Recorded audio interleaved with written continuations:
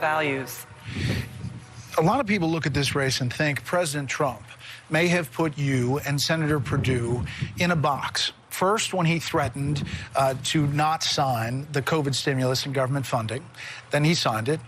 Then after that, demanding or calling for additional direct payments, which you then supported. And then by vetoing the National Defense Bill, which you originally supported and voted for. Why didn't you vote on the veto override Friday in the Senate? Well, look, I've stood with the president 100% of the time. He's putting America first. He's fought for our men and women in the military. He restored our strength in our Department of Defense and our national security.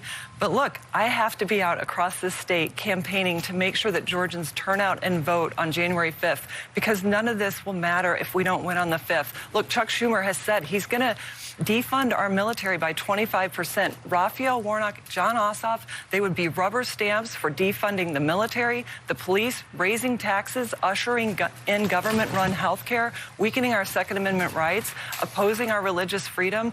That's all on the ballot here in Georgia, January 5th. That's what I'm fighting for, is to preserve the future of our country. Understanding the campaigning is important, and you're saying how important this election is on January 5th, but obviously Georgia is a big defense state, current and former military here, defense business here. How would you have voted had you voted on that veto override? Well, look, I voted to support the NDAA. The bill that came out of conference was very different from what we'd been promised. So I don't know. I was here in Georgia working across the state, and I will continue to stand with our men and women in the military. Raphael Warnock will not stand for our military. He's attacked them. He said you can't serve God and serve in the military. Right, but you would have sustained the veto, the president's veto, on the NDAA.